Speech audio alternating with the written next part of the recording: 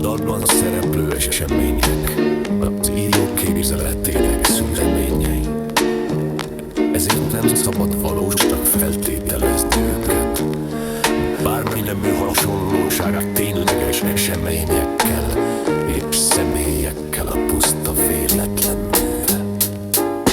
Nem akartam más lenni, csak Dakota Pankrátor, de amivé váltam, az egy focista diktátor. Nem mondjátok nekem, hogy mi vagy nem volt a gól. The problem is the war.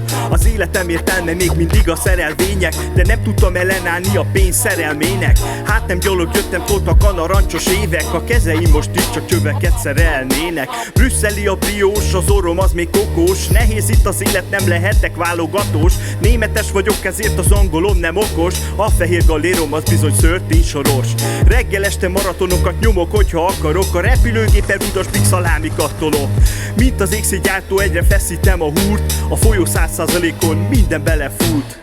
Karcosok klubja meg a manipulált igazság, mesterséges intelligenciával öntött fasság, kollektív tudatlanságon össze-vissza szakadok. Bayern München zöldcsosok, basszátok meg magatok. Karcosok klubja meg a manipulált igazság, mesterséges intelligenciával öntött fasság, kollektív tudatlanságon össze-vissza szakadok. Bayern München zöldcsosok, basszátok meg magatok. Sótán hátán érkezik a napi diagnózis, kinyitom a szám, dől belőle a moslék dózis. Sziszentek egy kőványait, megy mellé a feles, a gyerek kizsákmányol mindenki jól keres. Én is késve érkeztem, nem segített a MÁV.